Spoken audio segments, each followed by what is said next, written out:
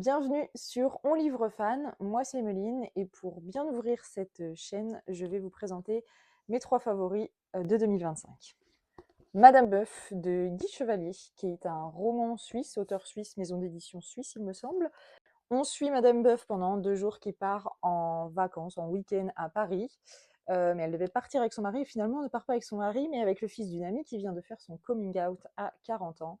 Et j'ai tout aimé. C'est trop drôle. Déjà, Madame Boeuf, elle est hilarante parce que vraiment, c'est la petite vieille aigrie, l'amitié qui se tisse entre les deux et les rencontres qu'ils vont faire. J'ai tout adoré. C'est drôle, c'est émouvant, il y a un peu de tout. C'est franchement un petit bonbon. D'après une histoire vraie de Delphine de Vigan, j'arrive après la guerre, il est sorti il y a 10 ans, n'attrapez pas ma veste en fait.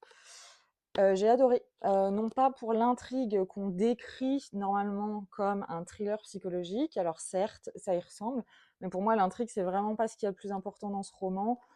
J'ai vraiment adoré les réflexions qu'a Delphine de Vigan. Pour moi c'était Inception de Vigan parce que vraiment elle fait un coup de maître avec sa propre histoire qui illustre les pensées qu'elle a, sur ces questions-là. Et du coup, j'ai vraiment adoré, adoré. Et puis voilà, l'intrigue de base avec cette amitié toxique, enfin qui devient petit à petit toxique, une amie qu'elle rencontre un peu sortie de nulle part.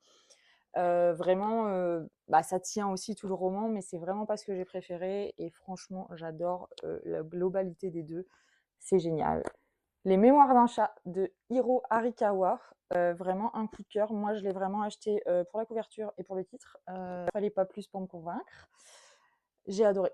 Déjà, c'est hilarant, le chat est hilarant, puis c'est beau, et c'est émouvant, c'est triste, j'ai chialé comme un gros bébé, j'ai rigolé, j'ai trop aimé. On traverse en fait tout le Japon avec ce chat et son maître, on part à la recherche d'anciens amis pour voir si ses amis peuvent garder son chat, pour des raisons qu'on ignore au début du livre.